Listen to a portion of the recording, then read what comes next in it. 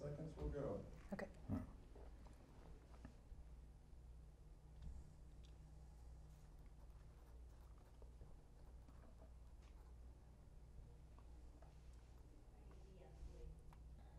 Hello, welcome to KPFA's Local Station Board Election Candidate Debate number 2. We are here with Shirah Dedman, Craig Dunkerley, and Daniel Borgström. And just to start off, I'll have you each present yourselves. You have 1 minute. Great. Hi, I'm Shirah Dedman. I'm a journalist. I am a member of a film collective, a social justice film collective based in Oakland. I'm an attorney, but for work. Shh, don't tell me. And I'm a housing advocate through the Alameda County Bar Association. And last, I'm an associate with the Equal Justice Initiative. And I work with them around educating communities about lynching, the history of lynching. And my background is I am a media professional. I've worked at DirecTV. I've worked at Paramount Pictures. And that's the experience. It's a wide range of experience, especially in the media world, that I bring to the table. Thank you. Craig Dunkerley? My name is Craig Dunkerley, and I'm part of a coalition of candidates known as, we call ourselves United for Independent Radio. And our overarching goal is to set aside our differences, work collaboratively, and make sure that Pacifica survives as a network and thrives. And we need to be sure that they're on stable financial ground, but while still preserving our core mission of speaking truth to power. Personally, I've been a facilitator on the KPFA Community Advisory Board for the last few years. I've also helped the current LSB with some parliamentary procedure. I've had many years of experience and training in mediation and conflict resolution, which hopefully I won't need, but maybe it will come in handy. I also have a background in financial planning. And being from San Jose, kind of an underserved area of the KPFA audience, I hope I can bring a useful perspective from the South Bay. Most of my activism has been with California Clean Money Campaign, and our focus is on getting money out of politics. Thank you. Daniel Borgström? Yes. First, thank you for having me on the panel here. And my name is Daniel Borgström, and I'm part of a group, Rescue Pacifica. And I had an experience when I was about 18 years old, exactly 18, that set me on the road for being here. I joined the Marine Corps, spent 4 years in the Marine Corps. At one point, it looked like I'd be sent to Cuba. That was during the Bay of Pigs event. It didn't happen, thank God. We had a courageous president who said no and got the first nail in his coffin for doing that. Yeah. Okay, people often ask me, why did you join the Marine Corps? Because where I grew up, along Puget Sound, there was no KPFA. No Pacifica affiliate, and I feel that these are very important. Therefore, Pacifica as a nationwide organization is very necessary to keep together. Now, another thing that really concerns me here is programming. The LSB has often, or generally, avoided programming issues. I feel that we should, that the LSB should involve itself. Also, there's finance. Okay, Thank you. You'll have more time. Okay. Don't mean to cut you off. I'll just briefly explain the format, and then we'll get into the questions. So basically, we're going to pick from this list of debate topics that represent historical issues, as well as those fielded from listener members and also the candidates themselves. And I will assign a random question to you first, and you'll have a minute to address it, and then you each will have a minute to follow up, and then you'll again be able to readdress the question with another minute. I already passed. You already passed. Pass. Oh, I can't do that yet? Oh, darn it. All right. I guess we'll get to it. It's fine. So I generated the sequence, so you can see this is a randomly generated sequence. And we have you at question number 15. Oh, wait, no, actually, we did that one. Question number 10. Okay. Right. Question number 10, how can we make KPFA thrive financially? Think about diversifying funding, moving away from relying primarily on fund drives, propose alternative fundraising ideas and models, think about strategy and timeline for the implementation of your alternatives. You have 1 minute to start. Wow. It's funny because I've done a lot of thinking about this, and I think if you go to my on the candidate website, I have a whole statement written out about this. So I don't remember anything I put for some reason. It might be the camera in my face, but that's okay. So I'm going to try to get to answering this. I think that, first of all, there is an untapped fund called the public broadcasting funding that I guess KPFA has not been getting, and it's about, what is it, like $1 million a year or something like that? So I mean, $1 million a year. Do I really have to go beyond that in terms of fundraising to say that that's like base funding that we should be getting? So I would start with doing whatever it takes to get that funding, back into the coffers of KPFA, and then in terms of further diversifying funding, I think that KPFA has been doing a really good job with events. I'm going to move on. I apologize. My time is up. Okay, I'm sure you'll get more time. I'll come back to that. I think one of the first things we should, it's useful to keep in mind is that KPFA is the strongest link in the Pacifica network chain. We pay our bills, we're solvent, we have money in the bank, and we're actually the principal financial supporter for the Pacific network. So. To all of our listeners, KPFA is strong and we're doing well. We can always do better. I think it's probably, at the risk of stating the obvious, quality programming is what's really going to drive increasing our listener base and thereby increasing our listener membership, which at the moment is one of our principal sources of funding. It is the main source of funding. At a recent meeting we had of our candidate coalition, I also suggested something an idea called having an ambassador program, where an ambassador would be somebody from KPFA with communication skills who would reach out to former listener members of KPFA who have lapsed, and encourage them to re-up. So just one idea. Thank you. Daniel?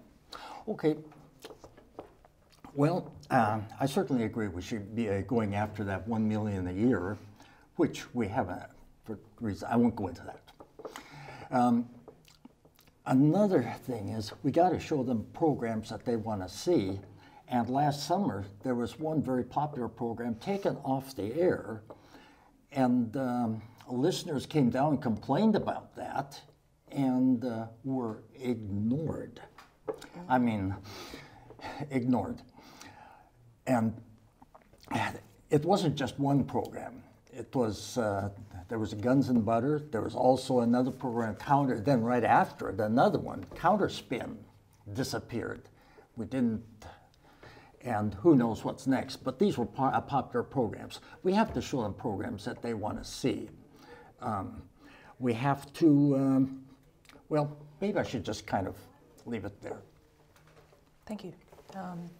You can address the question again, Shirah. Okay, first of all, I love the ambassador program idea. That's amazing. I definitely... It's low-hanging fruit. Low-hanging fruit, re-engaging is what's up. I mean, not only just engaging people now, but going back and making sure that they feel like they're a part of community, because I believe that's like the strength of KPFA is the community. And so I believe that any time that there's been programming issues, the listenership has not gone ignored. So, and maybe there are better ways and more inclusive ways to engage listeners that can, that KPFA can continue to work on. which I would definitely be interested in as an advisory board member. But it doesn't mean that KPFA listeners are ever ignored because of the value of KPFA, that KPFA has in its listenership and its members and creating that community. So, thanks. Thank you. So let's move on to the next question, which will go to Craig, and that is number 8. Okay, this actually is a good follow-up. What can be done to increase listenership among KPFA's and Pacifica's audience? How will you ensure KPFA continues to grow and change in order to meet the ever-changing needs of the community? Think about strategies for identifying and engaging underserved communities. You have 1 minute. Okay. The main thing I think that is going to help us here is for community engagement. We need more professional analysis of our audience and what they want, what they're looking for. I've served on the community advisory board now for a few years, and we do our best to collect feedback from our audience with an annual survey. We also visit a variety of different events locally and look to get feedback there. And wherever we can get feedback is great, but it's kind of amateur hour. We really need, I think, more sophisticated ways of analyzing our audience. And fortunately, our new executive director, Macleay Jackson, has some really good ideas about how we can do that. So I'm excited to see what he has in mind. Thank you. Daniel? Yeah. Well, I would actually say that the CAB, and you're on it, has been doing a good job. One big, huge problem. Management does not listen. Management, the GM, comes there, misses many LSB programs. He's supposed to, LSB meetings, he's supposed to be at every one. He misses many of them. I have never seen the program director. Maybe he's been to some, maybe he hasn't, I don't know. For all the good work you've been doing, the CAB has been doing, you might as well have been talking off into thin air. Nobody was listening. I think for one thing, we need a program council. We used to have one, and it got terminated. My view of why, the short answer is, it interfered with management. Thank you. Thank you. Shirah? So, in terms of increasing listenership, I really think that just staying on top of, I think what everybody's trying to get to here is how do we listen to what listeners want? And yeah, there was a big uproar when Guns and Butters was taken off. So how are we looking for, I guess, better ways of listening to audiences? And I guess where I'm trying to get to is that I feel like social media is underserved right now, or underutilized. And by that I mean so many places have communities on social media so that you can literally listen to the comments being made, whether it's, KPFA has a closed group for KPFA members discussing what kind of program they like, what they don't like. And so really you can go directly to and have these directly to your listener and have these forums available and be tapped in that I think really can be done better, and it's quite possible at a cheap rates. Thank you. Cheap's always good. I know, I'm so cost conscious. Cheap's always good. We got to be cost conscious around here. Few things. One, coming from the South Bay, San Jose, one of the underserved communities, I think, for KPFA. There's a lot of untapped potential there. So I think in terms of increasing listenership, we could reach out to groups in that area, especially groups that, for example, are working on climate disruption, which disproportionately tends to affect the poor and minorities, or police violence against people of color. immigration issues, LGBTQ issues, organizations, women's organizations. Those are all groups that we can reach out to get feedback from. We can also, we currently have a really good program reaching out to UC Berkeley and Berkeley City College. To those we could add Laney College in Oakland, San Francisco City College, to reach more young people, and San Jose City College. I'm a little partial to the South Bay because I'd like to see us take more advantage of all the potential audience down there. Thank you. So let's move on to the next question, and this one goes to Daniel. So this is number 3. Okay. Describe your proposals to improve the governance structure. For example, how would you change the bylaws, the election process, the size and composition of local station boards, and the Pacifica National Board? You have 1 minute. Okay, let me just say something about the election system. It's the way we run it, the way the station, not we, the other part of we, the station runs it. It runs it almost like a secret conspiracy. I doubt that many listeners even know that there's an election going, and that's because it's not properly announced. Now, I listen in the morning, for example, at the end of the Democracy Now! Show. I don't hear any of those carts. You know, we made 1-minute recordings. We all did that. I have not heard one of them. I hear music. They fill the place with music. That's one example. Another thing that we need to do is during fund drives, we don't just ask for money. We also say, and when you donate $25 or more, you become a member, a voting member of our listener democracy, because KPFA is a democracy, a listener-owned listener democracy. We have to hammer that home. We don't just say it once, we say it 1,000 times. We got to tell those listeners that they are part of this. And I think that we would increase and strengthen our listener democracy by doing that. Thank you. Shirah? In terms of improving the governance structure, I think that, Pacifica has so many board members. And I work in a film collective. I've help run productions. And I could tell you that personally, I like things lean because you just get more done. And so at a time, like a critical time right now, I think that running leaner is so much important in terms of getting real work done. So I would like to see Pacifica trimmed down. Yeah. Yeah, good idea. Thank you. Craig? Forgive me for consulting my notes, but I wanted to try and make sure this would be as useful to our audience as possible. A couple of things. Our coalition has proposed an amendment to the bylaws that would make the representation on the Pacifica National Board more proportional. KPFA kind of gets short shrift because we have the largest listening audience. As I mentioned earlier, we are the strongest link in the Pacifica network, but we only get the same 4 directors as the other 4 stations get that have much smaller audiences. So if we made the representation on the national board a little more proportional to where the bulk of our listenership is, I think that would be more fair.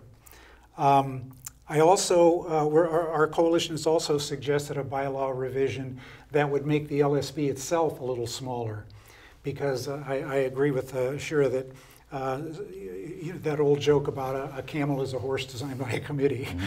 Yeah, I think smaller a lot of times is better. Less is more. Thank you. Daniel, you can... Yes.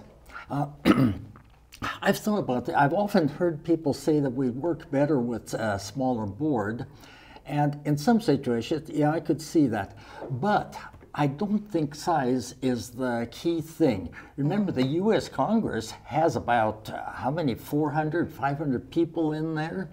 And they all work beautifully together. One of them says, let's spend more money on the military, and they all, yay, let's more money to the military. They make horrible decisions, yes, but they do get along. Or, now if you look back at the Athenian democracy, back in ancient Greece, I mean, you had thousands of people out there speaking, and I mean in a gathering, making decisions, and that No worked. mics. Yeah, no mic. I don't know how they did that, I don't either. but they did it, and it worked. Thank you. All right. So With that. with that, so we'll start a second round of questions here. Let's see. That was number 3. Let me drink a little so bit of water. Drink a little bit of water. I'm gonna get ready. You got anything stronger? Let's see. This next question is number 12. Okay. How do you suggest, and this goes to you, Shirah, how do you suggest that KPFA evaluate programs and make decisions to change, add, remove programs? Do you think that this process can be improved, and in what way? Who should decide which programs be taken off or put on the air? So right now, that's the directors, the executive director, program director. I get my directors. It's called management. Yeah. There you go. Okay, I got off of There you work. go. Hold with me here. So it's been a long day. Bear with me. But it's management's job, and I think the whole point of the board is how do we make sure that we have the right management in place, and then support management to do their job. And so, if we believe in management, then we should be backing their decisions. And especially if they're listening to our listenership, and I think that's what we're talking about, is how can we be plugged into our listenership more? Because ultimately that is what matters. That's what's gonna keep us honest in terms of our programming. All right. Thank you. Craig? Yeah, I take what Daniel was saying earlier to heart. There are programming decisions that are made from time to time that are not very popular, and it's a difficult job that management has trying to decide which programs to keep and which ones not. One of the things that the Pacifica bylaws provides that the LSB should do, because our function, as with a lot of other things, is limited, but one of our functions according to the bylaws is to make sure that as best we can to work with management to make sure that decisions like that are made according to the bylaws, fair, collaborative, and respectful manner. I would go one step further and say that one of the key things that I think would help is that whenever that process is going on, that it be transparent. It would be very helpful to me as a listener and or a member of the LSB if the guidelines for what our programming's, what guidelines we're striving to meet, what guidelines perhaps are not getting met, what the review process is, what management is supposed to do in order to work with the host and make a decision about that. So more transparency, I think, would help. Thank you. Daniel? Yes, definitely more transparency. And I remember that thing last summer where one program was kicked off the air, and the manager was the guy who decided it, and he has never given us a clear-cut answer on why, on what happened. And I remember a whole bunch of, there were 2 sessions where a lot of people showed up. The first one, about 60 people showed up, and a lot of them spoke, and it turned out the manager was on vacation. The second time, about, 19 or 20 people spoke, and what happened then, the general manager said, okay, let's just go into a closed session and discuss this. Well, that's not transparent. And again, I want to say again and again and again, program council. I just want to keep hammering the table. Program council, program council, program council. Thank you. Shirah? I'd be really happy to hear later on what you think would go into a program council. Like who gets to be on this program council? Is it inclusive? I don't know. I definitely want to hear more about that. But anyway, back to what we were talking about. I believe that the management gave a press release if we're talking about the same thing. And so I keep, you keep stating, and again, it's not really to call you out, but just kind of, I'm curious about why you, we keep saying that management didn't address this, but from my belief, management did address this. So, but I do like your idea about transparency. I mean, that's always, that's really good. And I think that, again, I mean, I'm a broken record that if we are going back to like directly engaging our listenership through social media or through meetings or whatever. But I like social media better because it's more containable and it can be like, you know, have more guidelines. I think I'm done, sorry. All right. I saw the red beeping. I was like, I respect the red beeping. This works. Could I, after an hour afterwards, respond to what this part of what she said? Yeah, you can respond right now. Okay, you said yes. He did give a press release. It was about 3 or 4 lines long, very brief, and he started out by saying he had an avalanche of complaints against that program. Interesting. Okay, so when all those people showed up at the next meeting, that I only saw an avalanche of about 3 or possibly 4 people who spoke out against that program, and all the rest were speaking for it. I would like to ask him, and this is transparency, I'm not saying that avalanche did not exist. I would like to say, who were the avalanche? Okay, but I mean, don't you believe that KPFA has like standards to uphold and like journalistic standards? So even if there's an avalanche of people on one side saying keep it, but if it doesn't meet the journalistic standards that KPFA must uphold, then he has to do his job? I think that we're operating in a different form of journalism, or should be operating in a different form of journalism than what the general corporate media and their standards. Agreed. That's why we got rid of it. We agree wholeheartedly.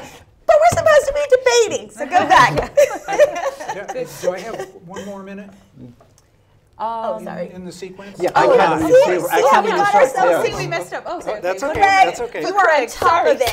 You were on top of it. Look at that. So Amazing. kind of piggybacking on what both of you have said, there was a manager message.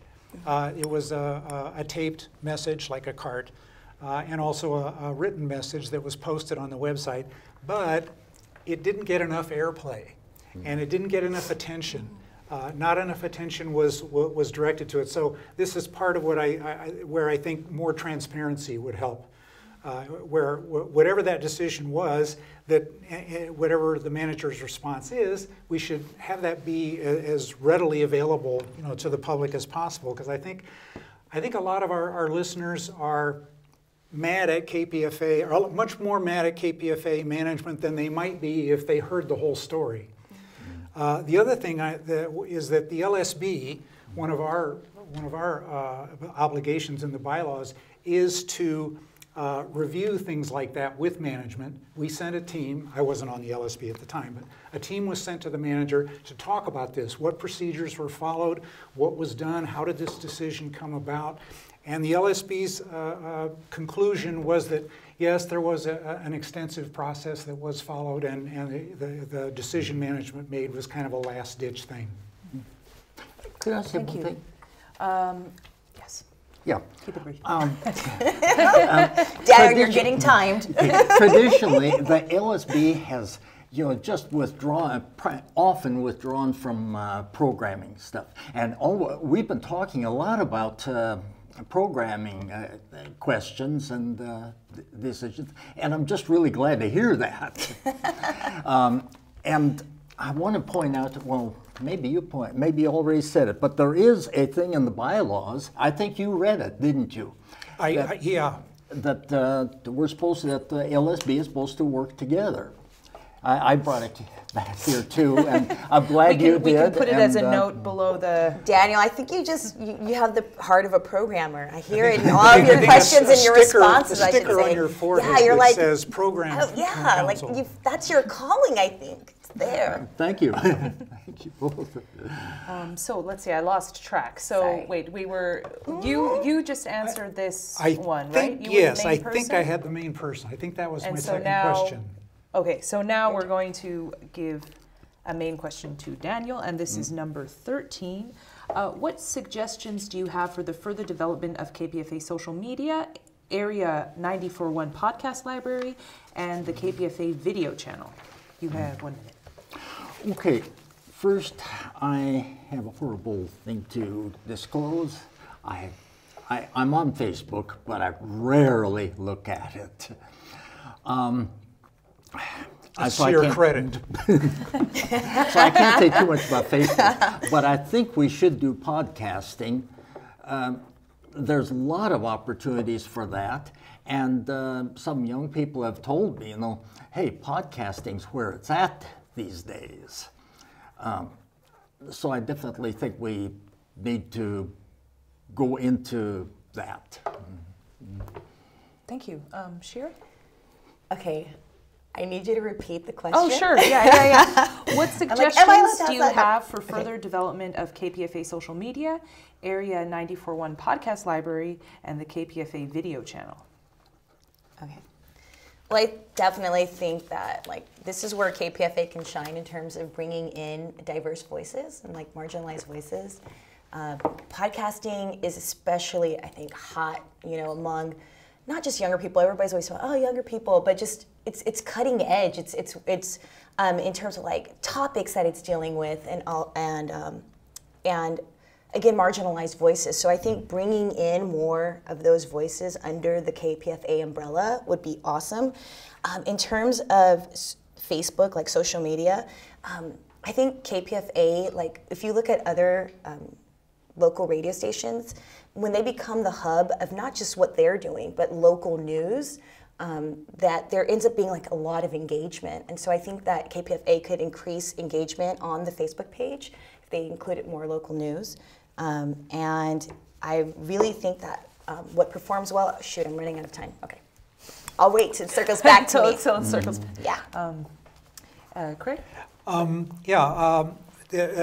mention again that our role on the LSB is only advisory.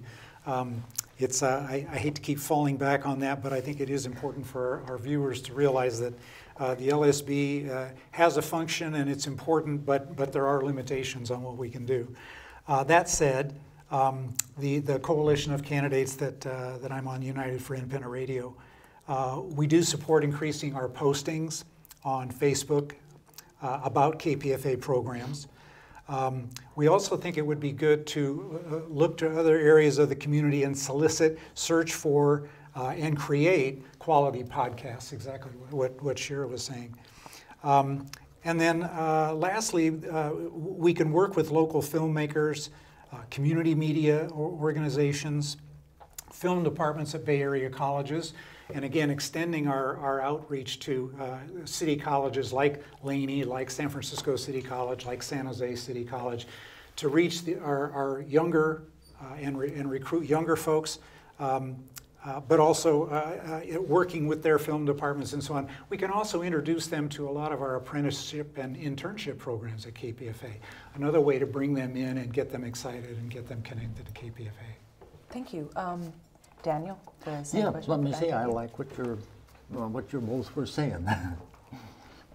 Cool. Can I take some of your time then? Yeah, go ahead. Go ahead. See how I usurp that? Okay. But anyway, I was just going to say that KPFA, if you go on their Facebook site, a lot of engagement happens around postings about the author events. So having more of those events, I would say it's some of the best local stations are really known because they embed themselves in the community. And the more that KPFA can do that on just a large level, like Davey D being at Oakland Museum Friday nights, and they were like, oh, cool. And then, that ties you back to I have to listen to him on KPFA. So the more we can do that, it will all address what you've just talked about. And the podcast will allow people to do that whenever it's convenient for them. They don't necessarily have to be available when Davey D's on. Yeah, exactly. So, Right.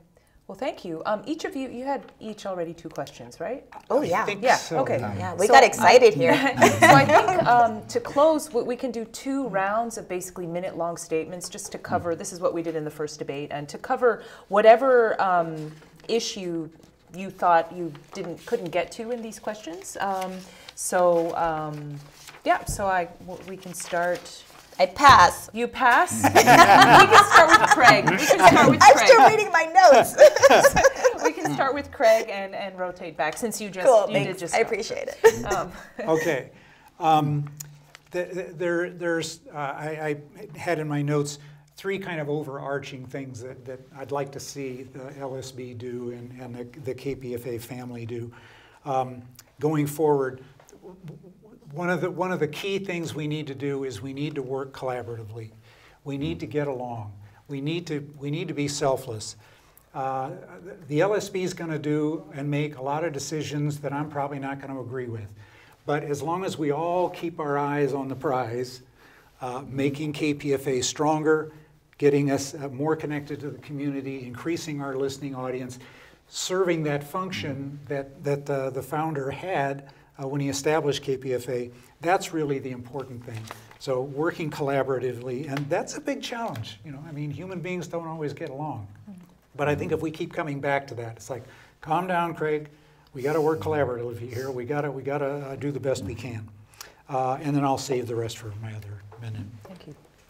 Well, to sum it up, I'm Daniel Borgström. I guess the name went out under my... It's good to be here, yeah. Oh, good. And as I said again, being in the Marine Corps, that was a big thing in my life. It took me a long time to figure that out, which I feel is why anti-war programming is very important. Programming about veterans. I'm a member of Veterans for Peace. They endorsed me. And, oh yes, I want to say that I'm part of the group Rescue Pacifica.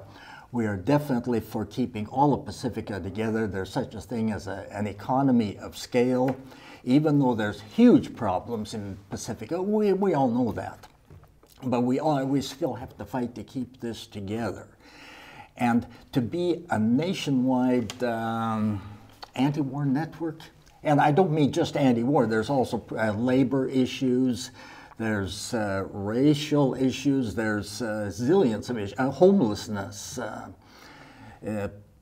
Basically, the whole capitalist system is pretty, again, worse. And also let me say I'm a socialist. Good for you. That's great. Good for you. Shirah? So one thing I'm really interested in doing is the idea of revisiting the mission statement and making sure that the mission statement reflects the true inclusion that KPFA is about. And also that what I really liked about this panel, by the way, and I'm really happy to have been on it, thank you guys, I appreciate it, is that we didn't focus on the past because that's not what it's about the future.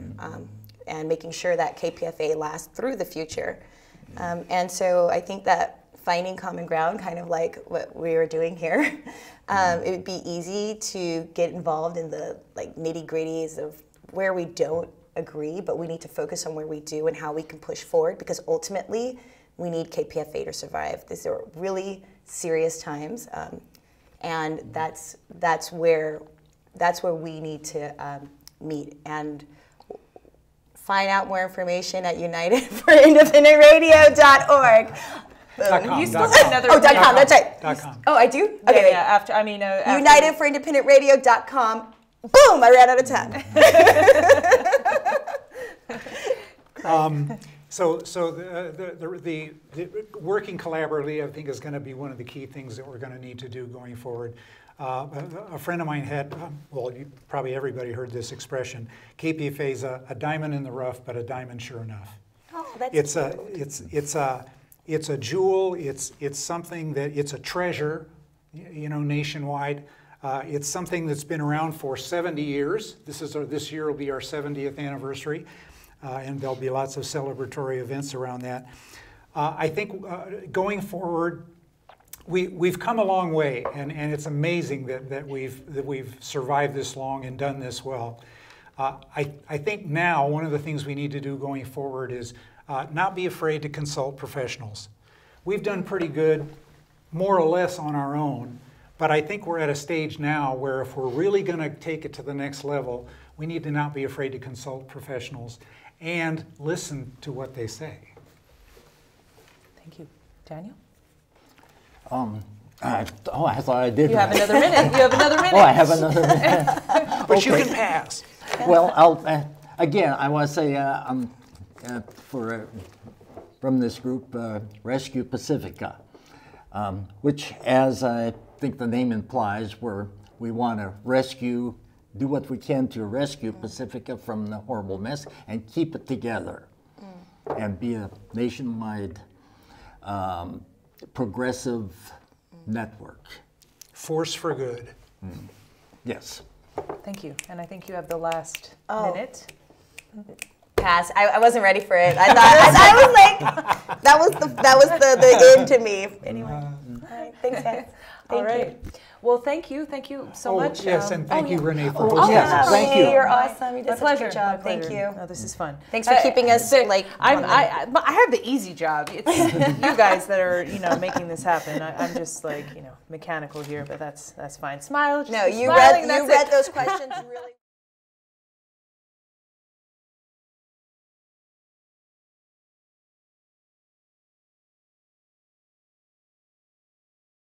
Technically, we are in 2019. It is an extension, so please vote by March 5th and contact me, Renee, National Election Supervisor, if you didn't get your ballot.